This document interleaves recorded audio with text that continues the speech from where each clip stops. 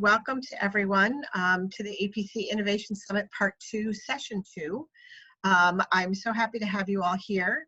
This session is the Diversity and Inclusion session. And we are blessed today to have Dr. Shauna Payne-Gold as our moderator.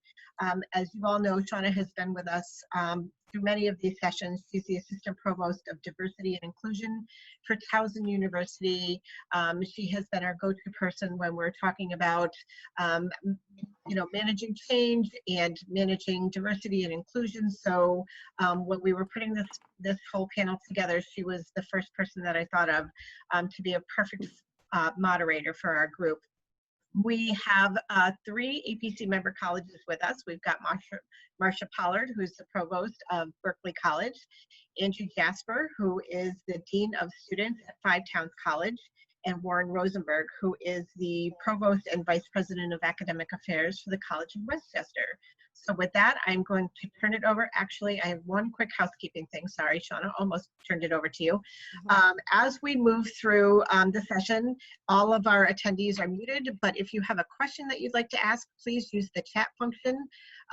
Chat either to the panelists or you can chat to everyone, and I will continue to monitor that. Shauna's going to keep half an eye on it as well, so as questions come up, we can address them. So with that, now I will turn it over to Shauna. Welcome, Shauna.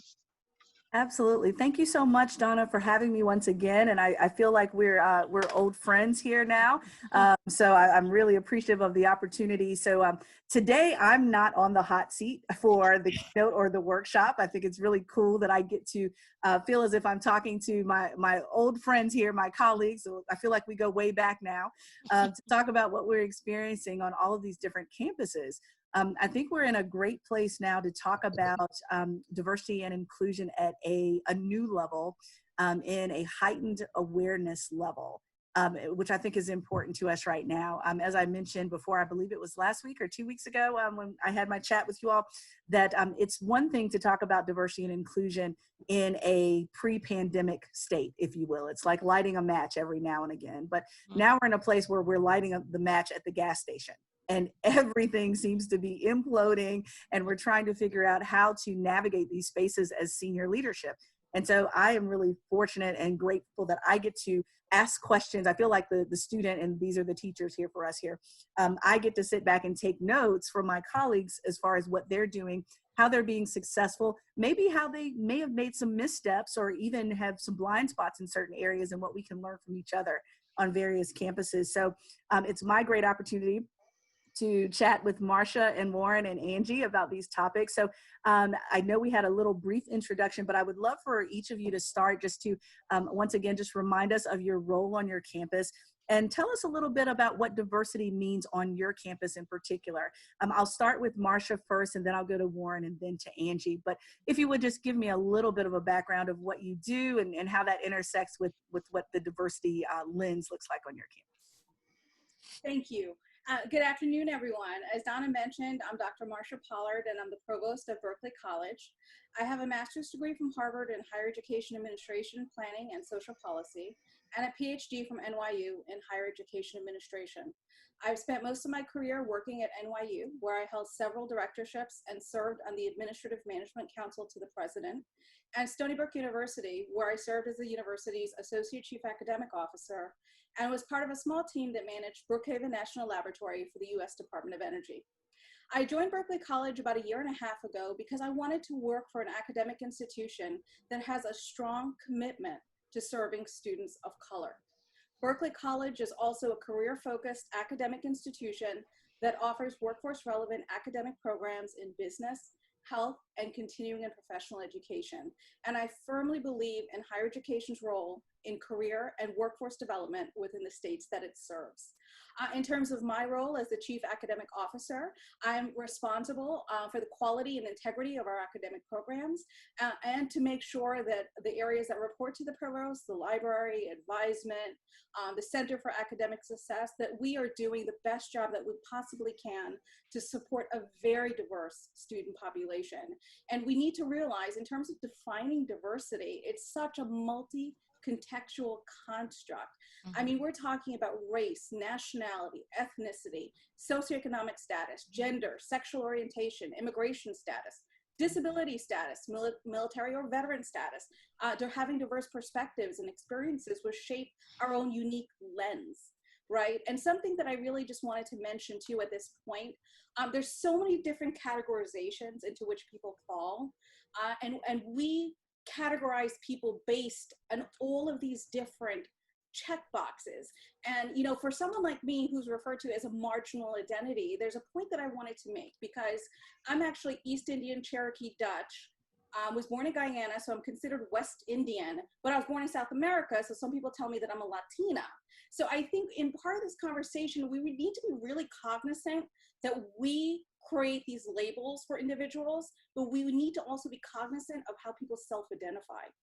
And it may not be the labels that we place on them. So it's wonderful to be here as part of this very important panel.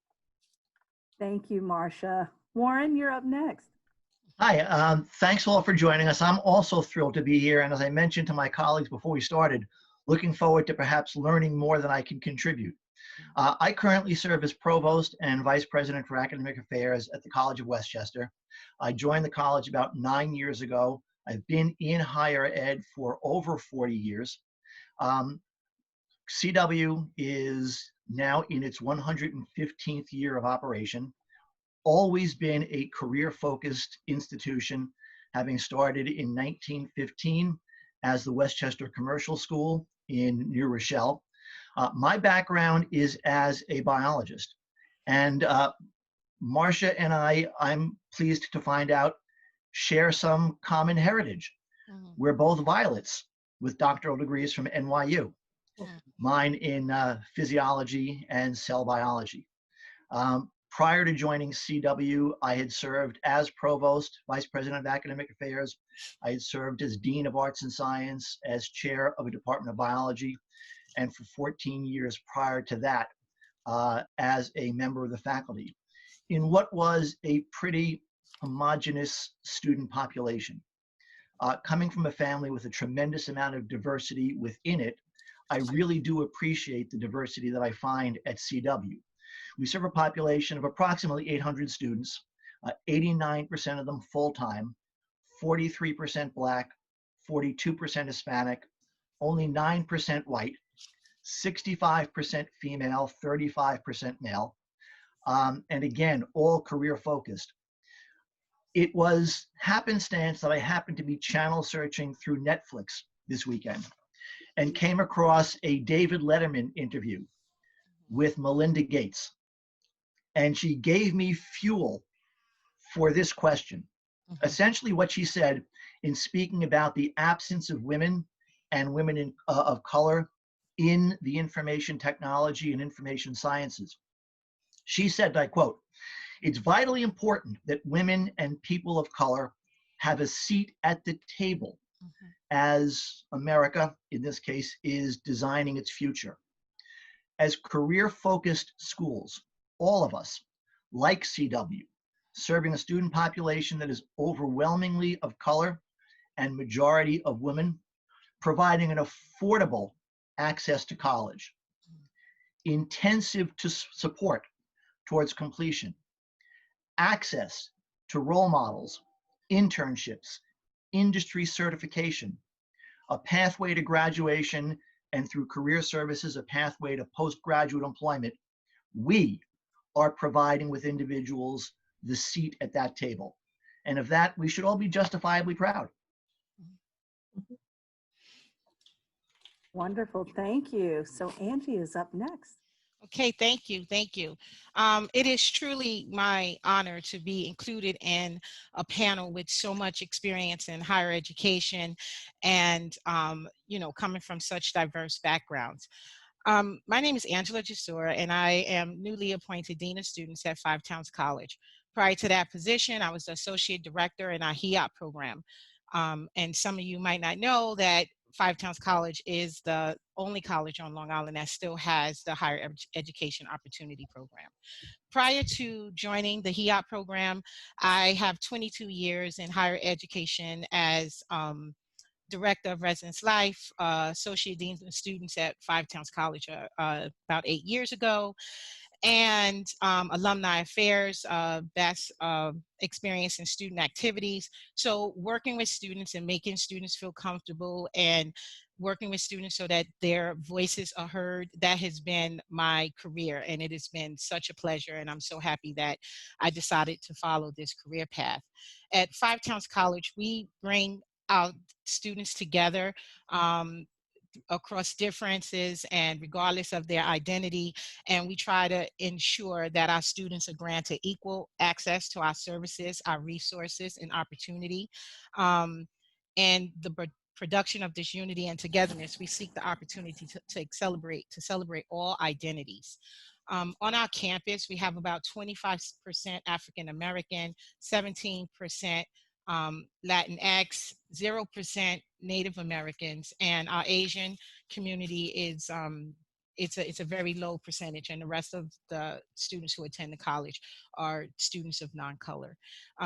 The benefit that I spoke about with the panel last week was that working at a college that is geared towards the performing arts, it is a huge it's a huge diversity melting pot, because music and the arts, it cuts across all, cultural identity, and it just bring people together. So at Five Towns, we, being a small college and being a performing arts college, we have been able to kind of deal with diversity issues constantly, and bringing people together through the arts. So it's been a pleasure working there. Yes. Awesome. Thank you all for those introductions and kind of dabbling a little bit into what diversity means for you on your campuses in particular. I think Marsha kind of got us there with her own perspective of her own self-identity, of how intersections of diversity and identity are messy. We make them very organized, and we have those check boxes with the census data and even with the data that we have to report federally or state. But it's very messy. And this is a question that's a little bit of a selfish question, because I've sat on those search committees and I've interviewed all of those candidates that come in to do diversity work on our campuses, whether they're coordinators or director level positions and so forth. And oftentimes we ask them about what is the type of programming that they've done for students, or what are the initiatives that they've created around students.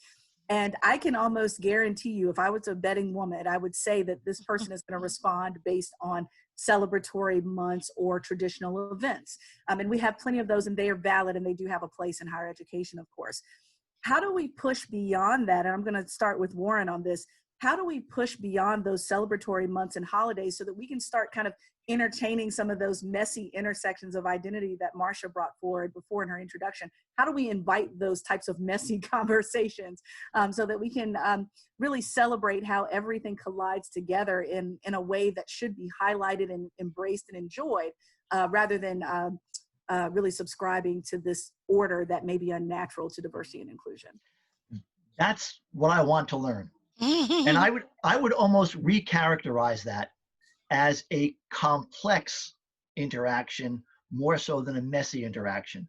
But first, let me say, I think the celebratory holidays are really of critical value, in that for individuals from minority backgrounds, it's an acknowledgement and a recognition of the importance of their histories and their traditions. But again, in general, they're very, very monolithic. There's the Gay Pride celebration. There's the Women's History Month celebration, the Black History Month, the Hispanic Heritage Month. And they serve unique, individual, monolithic groups, which invariably very few people fall into. I saw in doing some research on this, for example, when you talk about women of color, the term you can use is they're double outsiders in terms of the traditional employment opportunities in a variety of sectors, where it's the white male who comes with the privilege, the entitlement, perhaps not self-professed, but socially constructed. And I don't think that we do a lot for that. When you look at the spectrum of individual identity groups, be it birth gender, be it race, ethnicity, religion, disability, sexual orientation, socioeconomic status, veteran status. There's a whole host of them. And each of us, I think, can probably claim more than one of those. And if that is truly our identity, the traditional celebratory months really don't fully address who I am. Right. I've seen this intersection addressed as a wheel with the different spokes. I don't think that appropriately addresses things. I think more so when it's cast as a Venn diagram with intersections and intersections of varying sizes. I may consider myself more Caucasian than I consider myself male, and others may do the same thing. I think we need to find a way to do that. I think probably the first thing is to make everyone in their individual identity group feel comfortable, feel welcomed, feel valued. And if I could make the analogy of simple mathematics or algebra, if we do that, and you're valued at the level of 2 as an African American, and valued at the level of 2 as a woman, then you should feel that multiplied effect as being valued at this level of 4. The more diverse you are, the more value you should be. Now, that's the ideal. I don't think that's where we are now. I'd love to find out from the panelists, and if anyone participating has ideas on this, maybe to bring them into dialogue. Yeah. So Warren, you're absolutely right. I mean, diversity cannot be an episodic issue of importance. It needs to be embedded into the fabric of our institutions. It needs to involve all constituent groups, and these need to be continuous conversations and efforts. I mean, we need to promote interactional diversity so people can really embrace the true learning that takes place for interactions with people who are unlike ourselves, you know, individuals who have different backgrounds, experience, knowledge. We need to have it in our curriculum in terms of encouraging different perspectives and different values and different viewpoints, value each other as human beings, and understanding how all of these different facets that we come with bring richness to our academic communities. You know, I actually teach diversity in higher ed, and you know, it's a wonderful thing to talk about lens and to talk about imagery and to talk about words, and you know, a lot of times, but it can't only be captured in a diversity course. It needs to be throughout the curriculum. And I really think it's important that as higher ed institutions, we look at our policies. I mean, especially for institutions that have been around for a long time. You know, do you have a history of inclusion or exclusion? Do you have policies in your campuses that really benefit some students and really disadvantage others? I'll give you an example. You know, I've in my past been a higher ed consultant, and I've consulted on a range of issues, but I went to this institution that's a predominantly white institution. Their undergraduate population, I think in terms of the Black population, was 6% Black, 9% Latino. And what I heard from students is, oh, I live in the ghetto dorms. And I saw ghetto dorms. I said, you don't even have, you know, in terms of the critical mass, how do you have ghetto dorms, right?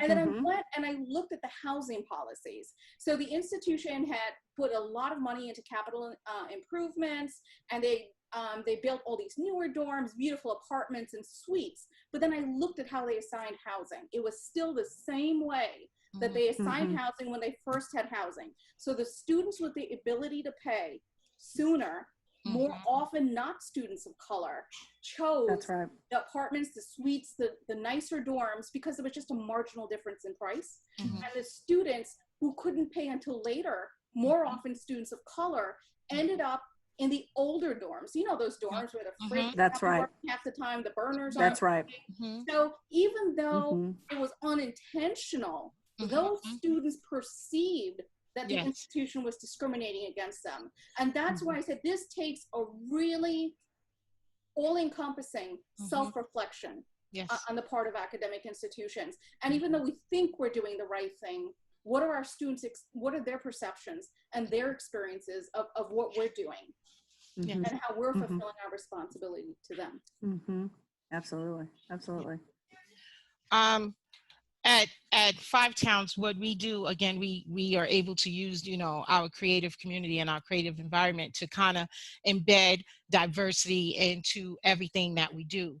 And we try to, we seek to enhance the overall experience for students by creating a cultural enriched environment.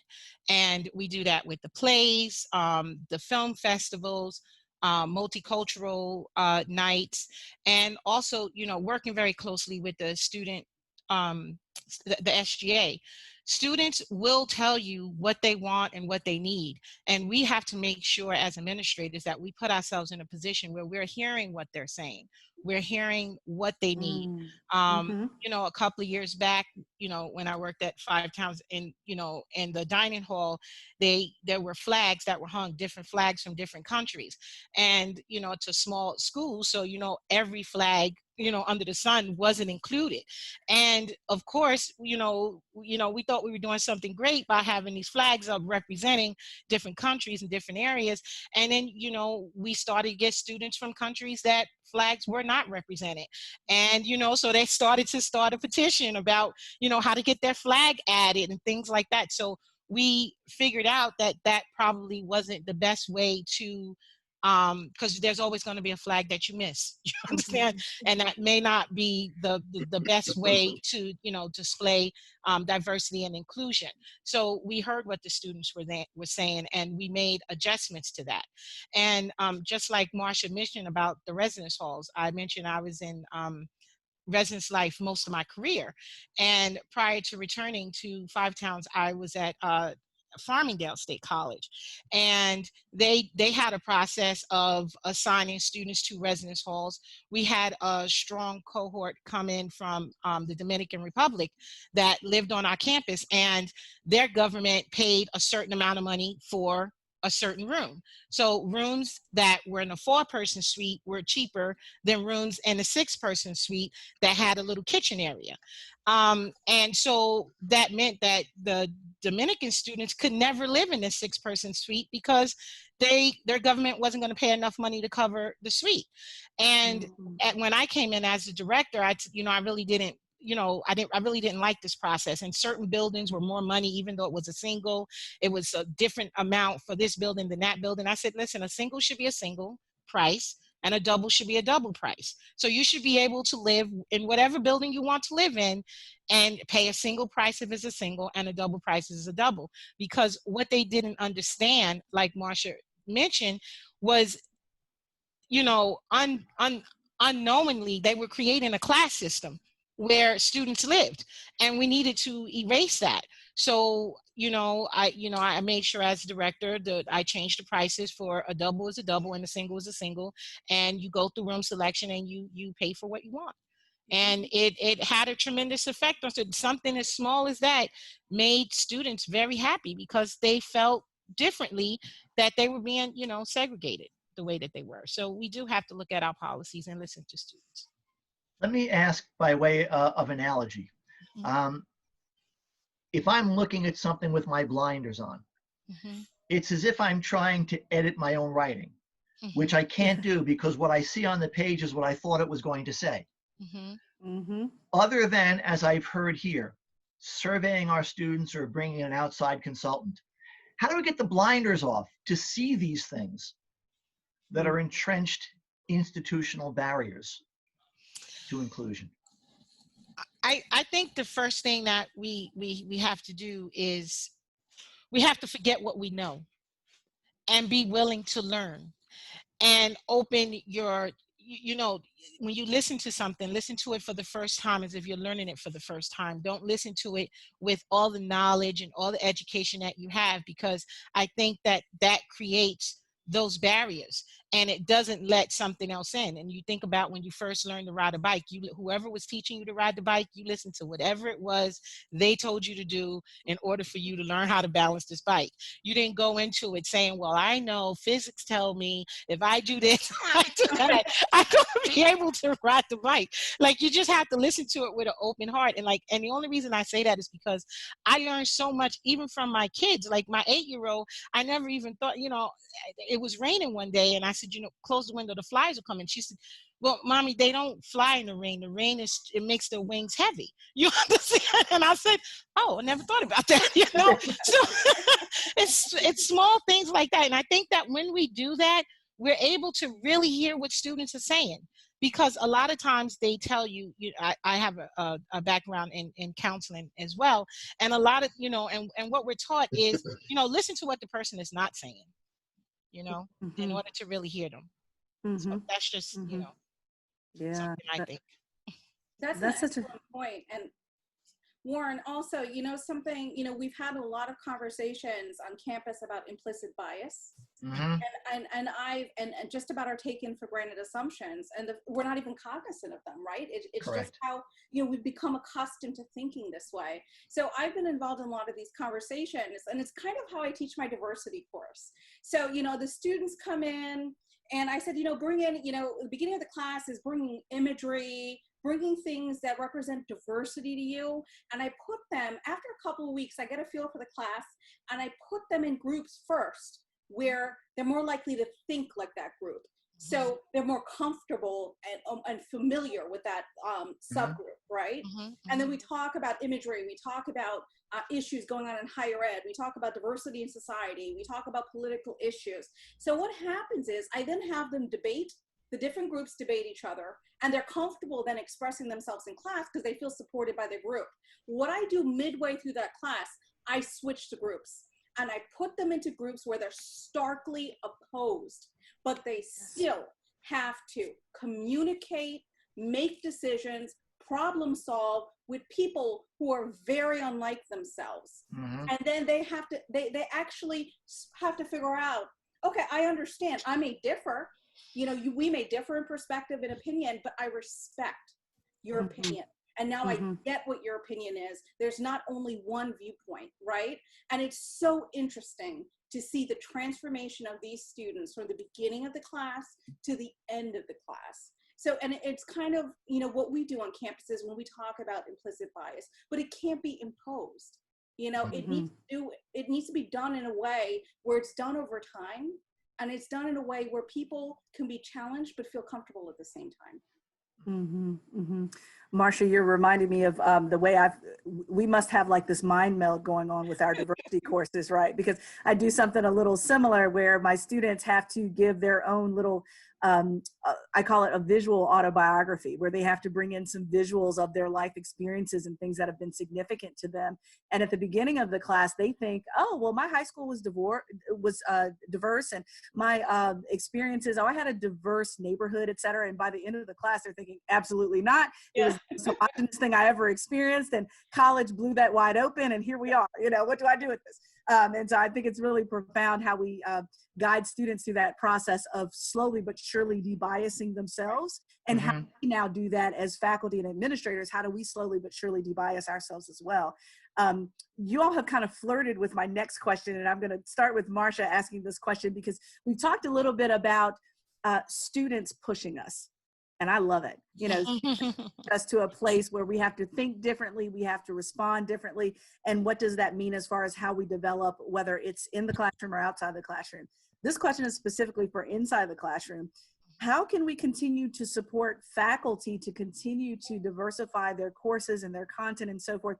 And I want to give you a great example that literally just happened this morning, where about 6 months ago, I did a training for my faculty on campus, talking to them about decolonizing their syllabi, so forth. And many of them were willing, they just didn't know where to start. And so they wanted a list of maybe the top 10 or 20 ethicists in the country. So we're looking at a very small group of people. I posted on one of my social media pages, one of our private pages that was full of professors from all different backgrounds, and said, hey, please tag every single ethicist you know, ethicist of color that you know. Before I could get up, go get a drink of water, and come back, I already had 30 comments with at least 20 or so names. I forwarded those names to that professor that asked me for that, and the professor turned it into an entire project for students to research each and every living and contemporary faculty member that lent themselves to this list of expanded ethicists. So now we've moved an entirely white male list of ethicists to now Black and Latinx ethicists, and we're even going into the Native American realm because we're digging around to find even more scholars to add to our wonderful list. Well, that was something that we kind of tripped into. How can we do that on a larger scale to make sure that faculty are even examining their own traditional ways of being trained to teach? So how do we help them to do that? And Marsha, we'll start with the provost here. How do we do this? And then we'll move around, but how do we get them to think critically about how they've been trained and how they educate at the same time? Because students are asking for it. No, Shauna, thank you for asking that question, because, you know, we cannot understate the instrumental role that our faculty play in student success. I mean, if you go from Tinto to Aston to Sylvia Hurtado, over 40 years of higher ed research has consistently demonstrated that the most impactful factor in student success, retention, and ultimately their graduation are their in and out of class interactions and relationships with their faculty. You know, and as our nation becomes increasingly diverse, so do our higher education institutions. We must acknowledge that we are no longer serving a homogeneous student population. You know, and at Berkeley College, a majority of our students are students of color at the undergraduate level. And, you know, so the college has long been focused on how to improve the various dimensions of the campus climate to create environments that not only support some students, but that provide opportunities for all students, especially students from historically marginalized populations. And this was actually the primary reason that I chose to join the institution. You know, and our students also differ with respect to their learning styles, which can be visual, auditory, based on reading, writing, or kinesthetic. So our students retain and process information differently and have preferred learning modes that allow them to learn their best. So taking that into consideration, I mean, during my first year and a half at Berkeley, a priority of mine has really been to promote flexible, responsive, and adaptive teaching pedagogies and instructional methods. After all, we need to meet our students where they are and not where we expect them to be. So in order to really support the faculty in this effort, we've developed semester-long faculty training and workshops focused on different topics, but centered on a theme of building more student-led learning experiences. You know, for every course that we teach, we know the knowledge and skills that we want students to acquire. We know what they should be able to do at the end of the class. However, you know, we need to build classrooms that acknowledge that our students will get there in different ways and at different times. This is currently referred to as backward design. I just call it good teaching. Yes. Right. We're asking our faculty to be reflective practitioners, and they've really embraced these efforts because, you know, they come to us and say, Marsha, you know, we have such a diverse population. And my concern is that when you have that diversity in a classroom, how do you get to every student? How do you serve every student well? So like in the workshop we have this semester, we currently have 24 full-time faculty and 93 adjunct faculty in participating in our teaching during a time of disruption workshop. You know, and the faculty are really enjoying having the ability to learn from, to collaborate with, and share best practices in the classroom with each other. A lot of times when you do these efforts, you try to work with faculty one-on-one, and we have been working with departments and faculty one-on-one in terms of embedding this into the actual curriculum and looking at how it builds into the upper level courses. So we're looking at this as a continuity in the way that they teach and in learning, you know, and the result has been that students are more engaged, they're more comfortable communicating in class and with the faculty, and learning has improved.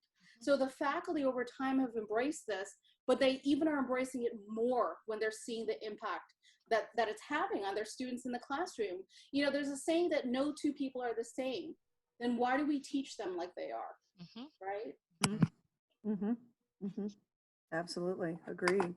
One of the things that strikes me is when I hear students give their commencement addresses, when all the students audition for their commencement address, when they write their closing notes, I don't think I can recall a single one of them saying anything about me or my colleagues in the administration. It's always about the faculty members who have made an impact on their lives.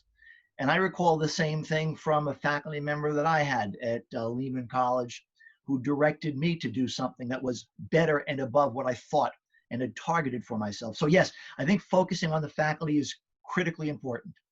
And as Marsha said, you know, one of the things that we're charged with doing as faculty in higher learning is imparting new knowledge and skills upon our students.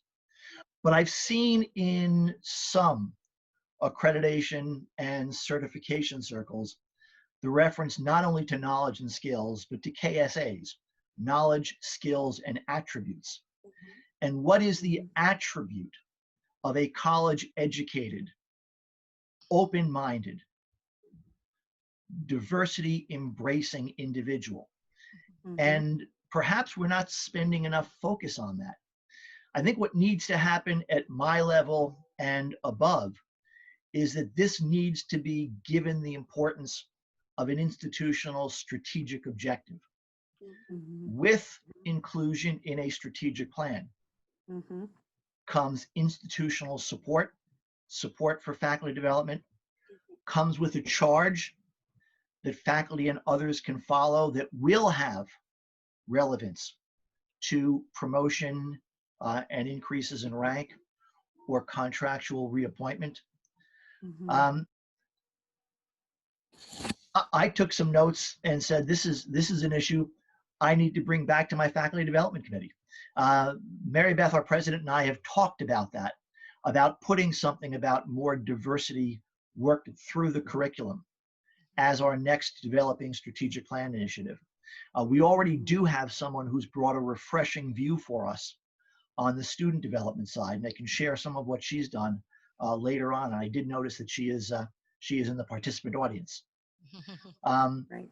But again, I think it's focusing on the attributes that our graduates have.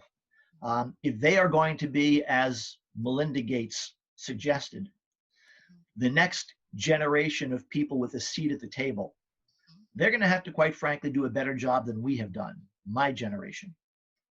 And when we talk about decolonizing the curriculum, finding individuals, representatives from various groups to focus on their contributions to the discipline, we once again come across that messy intersegment of where do you find individuals who carry with them this designation of intersectionality. Absolutely. At Five Towns a couple of years ago, maybe about 4 or 5 years ago, the faculty was charged with this very same idea about including diversity across the curriculum. So a faculty council was formed, and they adopted diversity, tolerance, and acceptance throughout the curriculum. So they've added classes to the curriculum like sociology classes, social justice classes, things like that. And with teaching music, they're not only teaching one kind of music, they're teaching all kinds of music, and the history of jazz and just different things like that. So the faculty has worked hard, and they've already started with this curriculum and including it within it. The other thing I think that and I'm not a faculty member. I mean, I taught a first year experience class a very, very long time ago. But it's something that I've always told my student groups and my RAs. And when you're planning for a group or an individual, I think the first thing you need to do is you need to know your audience. You need to know your target audience and what it is you're trying to do. So I think Marsha spoke about it a little bit ago, about universities, faculty, just everybody just keep doing the same thing that they've done years ago. And the students that we're working with today are much different than the students, even 10 years ago. So you cannot keep teaching the same material the way that you taught it. You kind of have to know what's going on within the field that you're teaching, because it's forever changing. Some students today in the HEOP group told me about a genre of music I never even heard of, but believe it, I'm going to be looking it up this afternoon because I need to know what it is, So we really need to know our audience. We need to know the students, and like Warren mentioned, you know, I quote professors all the time that I had in undergraduate. It was this one lady, she would not let you speak in her class. Her name was Dr. Livingston, believe it or not. Yes, it was a joke. And anytime you made a statement or you said something, she said, where's your data to back it up? You always had to back it up. Like, so, you know, anytime now when I never just say something without, you know, someone asks me a follow-up question, I can't continue on. So you know, the students, the faculty have an enormous impact on our student population, and they really, you know, have to stay abreast of who is in their classroom. Absolutely. Absolutely. Now, another question, because I realize we haven't spoken to the elephant in the room quite yet, and I think we should speak to it at this point, is that, you know, we're talking about diversity, equity, and inclusion, but we still know that COVID is still rampant. It has not gone away. It's still around us. We're still trying to figure things out. Scientists much brighter than all of us are trying to figure out a vaccine and lots of different ways to get a handle on what our new normal of life is going to look like. Well, what does it now mean to be in 2020? You know, I think I've been joking with my my history faculty members to say, whenever y'all write your textbooks on 2020, it needs to be an American history book just on that 1 year, right? You know, we can't have this all-encompassing history book because 2020 carried so much with it.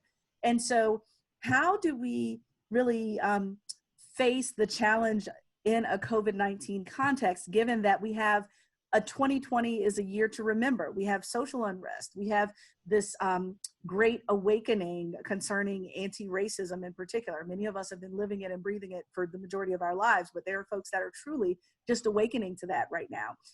Most of us, even pre-COVID-19, were bracing for an election year. We know that no matter who wins the election, there's going to be a loser. And then that will be reflected in the feelings and the experiences of our faculty, staff, students. So what will be some of the unique ways that we can face this kind of new normal of a COVID-19 environment on our campuses?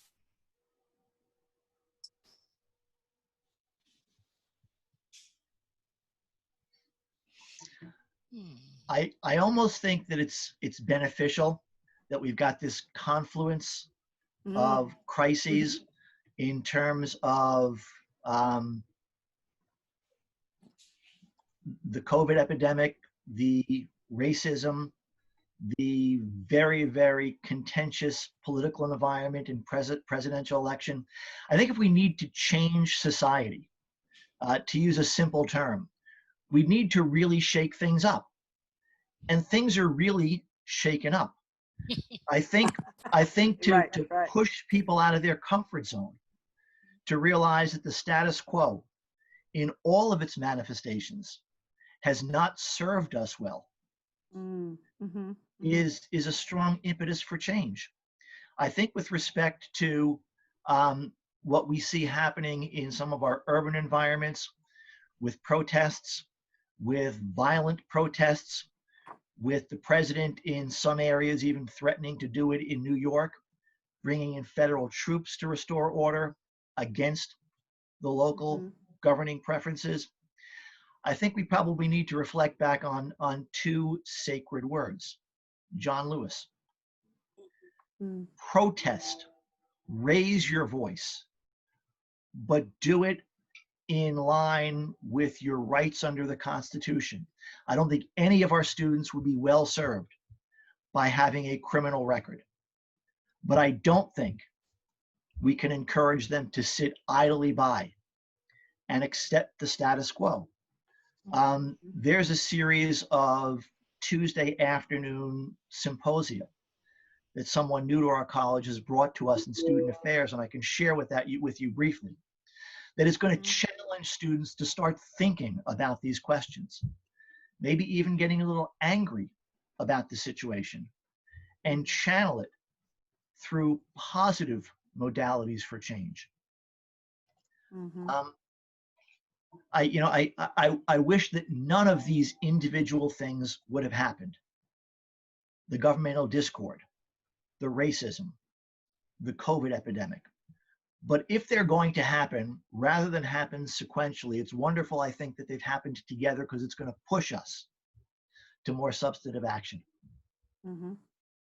So, you know, when we think about, you know, the students who we're serving and the diversity of our students and the resources that they have and, you know, the K through 12 educational experience that they've had, they're coming to us from so many different places, right? And in terms of their education at so many different levels. And then, you know, Warren, you made some excellent points. And then you're dealing with food insecurities, homelessness. Can they clothe themselves and their children? Our students not only have one, sometimes they have 2 or 3 jobs and they're going to school full time. As a result of COVID-19, did they lose their jobs? Are they sick? Is someone close to them sick? And then you have, you know, a period of unrest. How do institutions respond? You know, how do we deal with these difficult dialogues that are even exacerbated because we're in an election year, you know, as Shauna mentioned. And, you know, for me, you know, I went into higher education because I believe in the power of higher education and the mission of higher education to really be a force for social justice. And I believe in our commitment to open inquiry and civil discourse, you know, so we need to push for more tolerant and challenging academic environments that really foster students' ability to express disagreement intellectually and constructively. You know, but what we find is that though we even try to cultivate free and civil speech on campus, the trend has been, a lot of times I've seen it, to really inhibit a diversity of thought, right? By disinviting or drowning out certain speakers or creating an otherwise unwelcoming environment for thoughts and ideas that are considered sensitive or morally wrong. You know, this continues to be a challenge for higher education, and by extension, our democracy itself. You know, so at the same time, the question is, how do we promote equality and equity on campus in a climate that protects freedom of speech, right? If speech takes place that is discriminatory or divisive, how can we make sure that we empower and include those in the discourse who feel marginalized and unwelcome? You know, and as schools across the country are really bracing themselves for a fall semester unlike any other, because of restrictions and safety measures related to COVID-19, they also need to prepare themselves for an increasingly challenging climate for upholding these principles of free speech and practicing civil discourse, you know, to ensure that, you know, sensitive topics such as, you know, ethical behavior, inequity, experiences of loss in times of a pandemic, the Black Lives Matter movement, and our country's history of systemic racism and white privilege, or the 2020 US presidential election, that they're examined and discussed intellectually, respectfully, constructively, and without undermining inclusion. You know, many colleges are going to need to further change their ways. You know, first and foremost, as college leaders and our faculty, we need to model civil discourse. If we're not willing to have these difficult conversations and encourage the exchange of diverse viewpoints with an open mind and empathy, it's unlikely that our students will be comfortable to speak up and respect opinions that diverge from their own. We need to teach our students to effectively listen and explore different perspectives. Even on diverse campuses, students often self-segregate into groups with individuals who are like themselves. Many of our student organizations are also focused on a certain specific population, which is very important so that students feel that they have a safe haven and a cultural niche from which they can navigate the entire college environment. However, early on in their college careers, we need to expose our students to individuals who are unlike themselves. Since stereotypes are largely built on ignorance of other groups. Therefore, colleges should also place greater emphasis on multicultural events and programs in order to really improve interracial student interaction on campus. You know, in these efforts, I will see it's a bunch of administrators sitting around the table talking about, you know, what students are experiencing and what they need. You know, I think it's important that we actually talk to our students to get their viewpoint.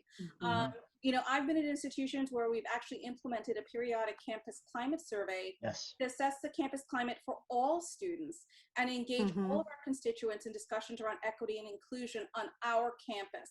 It's great to look and see what other people are doing, but what does it mean for you? There is no one size fits all solution. And, you know, we do have also these great student leaders, but they should also, you know, be required to maybe complete a workshop on how to foster respectful, culturally sensitive communication, conflict resolution, so they can help our students understand that they not only have the right to use their voice, but also responsibility to listen and use their voice as a member of a community that prioritizes learning. You know, there are also extremely knowledgeable and impactful higher education scholars out there who've provided guidance as the best diversity practices in higher ed. And, you know, in being higher ed, you always see policy, research, and practice, and you say, hey, we really need to intersect these parts a little more. Like even the great work of Estella Mara Ben-Simone and the Equity Scorecard, you know, which combines a really brilliant theoretical framework with practical strategies, really aimed at initiating institutional change that will lead to equitable outcomes for students of color, but that would actually afford all racial and ethnic groups the opportunity to really act as political agents of change on their campuses. That's great. And I don't really have that much extra to add because you guys did a wonderful job. But I do just want to add that, you know, I was speaking earlier with Dr. Gold, and we just have to figure out as educators how to recognize groups, you know, that are underrepresented. But while we're doing that, we have to make sure that we don't isolate other groups and make them feel uncomfortable. You know, we were talking about, you know, the George Floyd murder and how, you know, and COVID-19, how the police officers and nurses and doctors, they were heroes and everyone was applauding them. And then, you know, about a month later, you know, George Floyd situation happened, and now, you know, the cops are not the heroes. But we have students who have a lot of people in their family, and especially our students on Long Island, who have law enforcement in their family. So when someone is saying Black Lives Matter, they might feel that they're saying that blue lives don't matter. So while you're trying to, you know, help students have a voice, we also have to make sure that we're not silencing other students. So as administrators, we have to make sure that we know exactly what's going on, and we know and we're able to empathize with, you know, the entire student population. So it's a very slippery slope, and we have to figure out how to balance. And this, you're right, this year it's going to be like no other. It is. It's a fine line to walk. We need to ensure that our campuses do open themselves to critical debate and argumentation, but that they exist as safe spaces for students. As I think, Marcia, you may have mentioned, our students come from a diverse background of challenges, which include poverty, single-parent household, family illness, perhaps chronic diseases they themselves are carrying. The world to them is challenging and frightening, and at least our campuses should be a safe space. And again, that's a fine line to walk to maintain those two items. Absolutely. Well, and you know, I always struggle, and I don't have the perfect solution to this question, but we've brought up, Marcia's brought up civil discourse, of course. We've brought up safe spaces and so forth when it comes to having a safe campus to dialogue and have discussion about very sensitive topics, topics that can be very personal, but intellectualizing some of those conversations as well in ways that are palatable yet still challenging at the same time. And I always struggle with the safe versus comfortable, because I think that's what's so interesting about dialogues around these difficult topics of COVID-19 and the general election, and even when it comes to just general conversations about equity and inclusion. We want all of us, whether it's faculty, staff, students, to be safe, both intellectually and personally, but we also want them to go out to some of these uncomfortable spaces that they've probably not discussed previously. And outside of a higher education space, they may not circle back to these conversations again if they don't have the opportunity to do it with their faculty, that their other classmates, and even possibly administrators. And so I always struggle with how comfortable, right? How comfortable, because some of these conversations may be the first time they've ever had these conversations. I wanted to circle back because we talked about this a little bit, and we have a question in the chat specifically. We talked about supporting faculty teaching students, but how can administrators specifically support faculty as they're trying to teach in more inclusive and equitable ways, how they're revamping their syllabi, their content, even their methods of delivery? How can administrators help to support this? Myself as an administrator, the first thing that I would love to be able to do is to pick up a pen and stroke a big long check for them to have what they need as far as resources.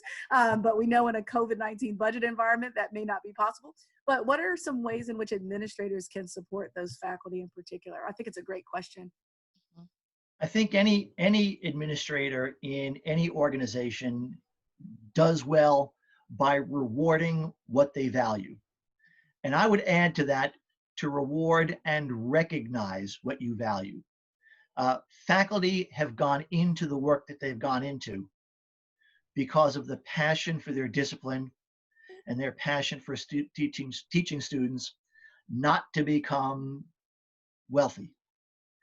And a lot of that is recognition in being promoted, recognition in earning a faculty merit recognition, perhaps on graduation as a faculty member of the year. But again, in terms of directing institutional resources, if there's a stipend available for doing substantive work on course revision, that is some way at least to recognize the faculty member who's doing that, and maybe even incent some faculty to take that on when it might not have been their first choice. Again, we cannot de-emphasize the importance of faculty in not only the delivery of education to our students, but the development of that educational product. You know, you're absolutely right, Warren. And, you know, the most important position at a higher ed institution is that of the faculty. And, you know, I'm fortunate, you know, I say time and time again, the Berkeley faculty are by far the best faculty I've ever worked with in my entire career. And it's just a privilege to be their provost. And our faculty, it's beyond dedication, it's devotion. So when you talk about this cultural change, they're coming to us. And especially, it's not only the faculty who are new, it's faculty who've even taught a long time. And you know, their students have evolved. And they said, you know, I used to be very successful, or I'll teach one section, the course is fine. The other section of the course, the students are struggling. So they're embracing, they want to know, how do I reach more students? What do our students need? And they really are asking, you know, I want to be more reflective, right?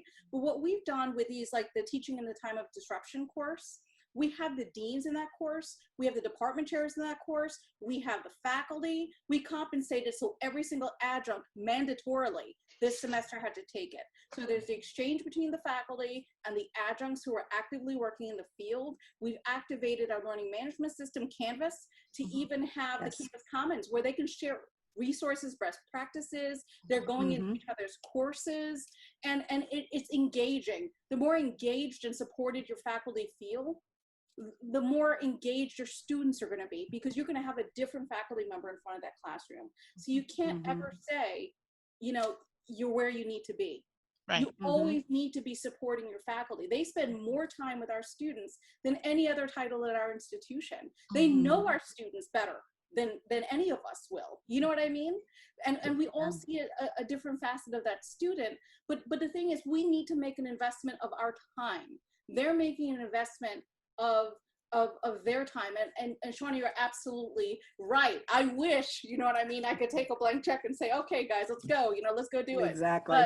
But it's amazing, because this wasn't only us saying, you know, when I came, you know what, we need to look at more responsive adaptive teaching methodologies. It's the faculty coming and saying it, you know, and I've never seen that in my career, where they're coming to me going, listen, we need to talk about the students in our classroom. We need to talk with each other about best practices, and they're learning, you know.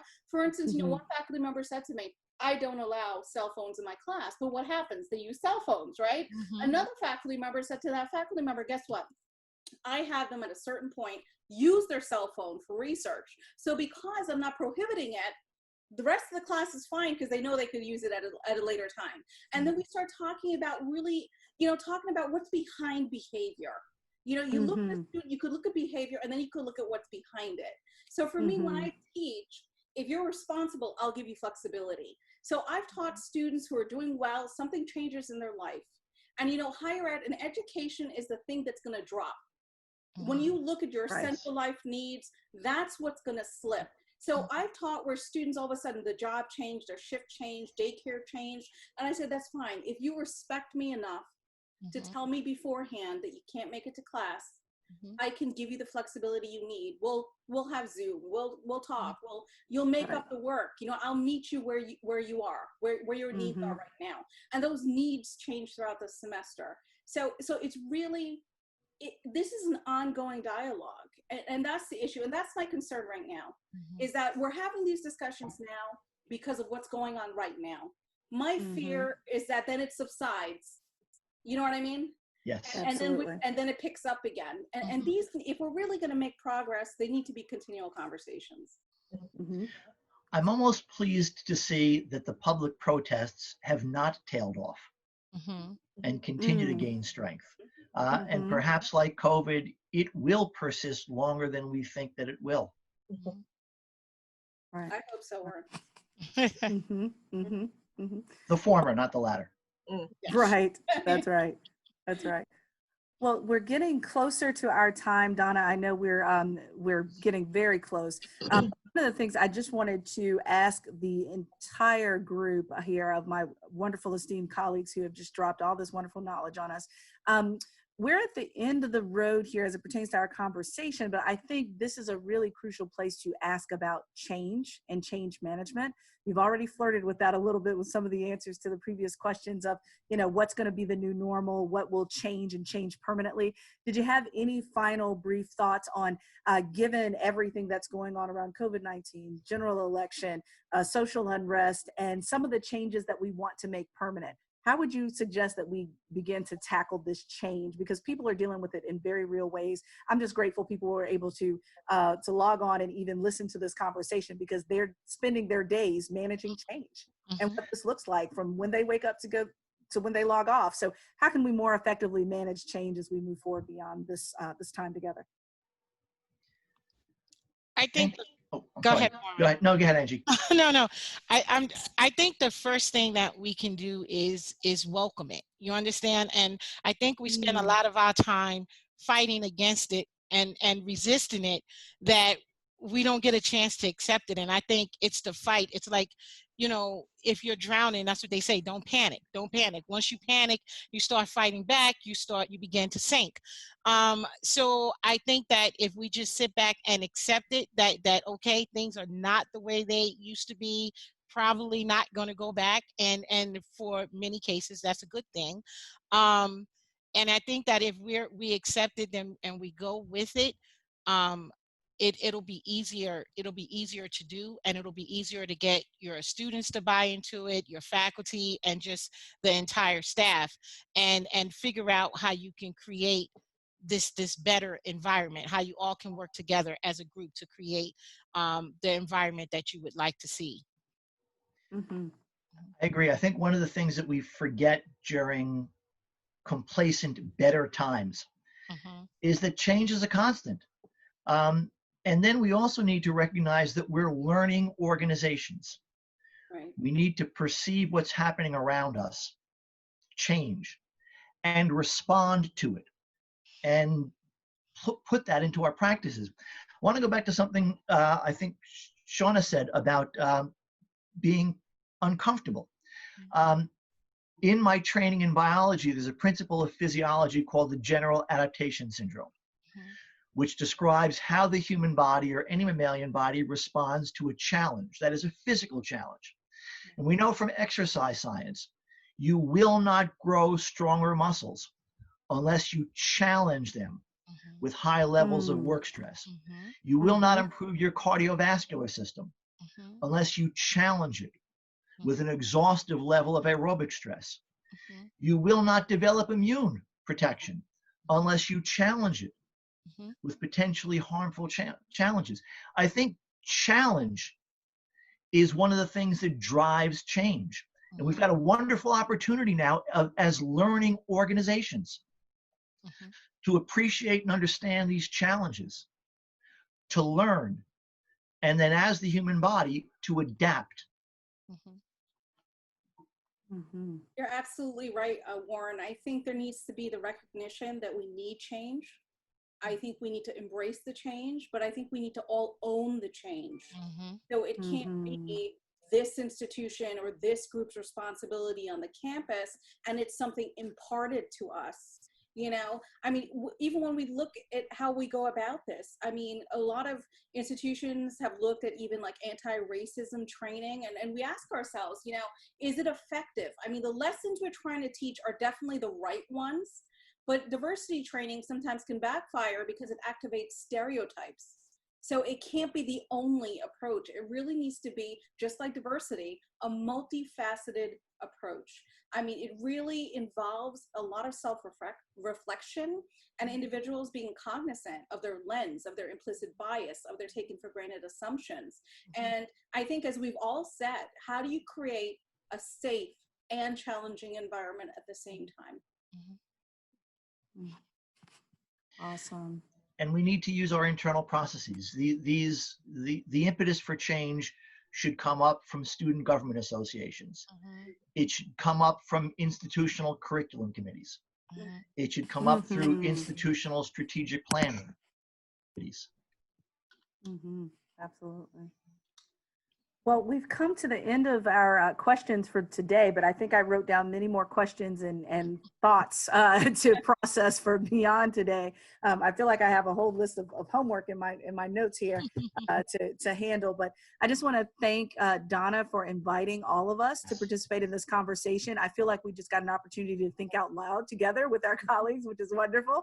We hopefully have provided some helpful solutions to folks that are really thinking through this. And again, this is just one of many conversations to be had about this. I pray that everyone takes lots of notes and takes all those notes back to their campuses to really start fleshing things out as to how we navigate this new normal with change, using diversity, equity, and inclusion as a launch pad for where we want to go. So Donna, again, thank you. I don't want to speak for our panelists, but I'm sure I could, to thank you so much for inviting us to be a part of this. We have great chemistry, can't you tell? Yes. We do.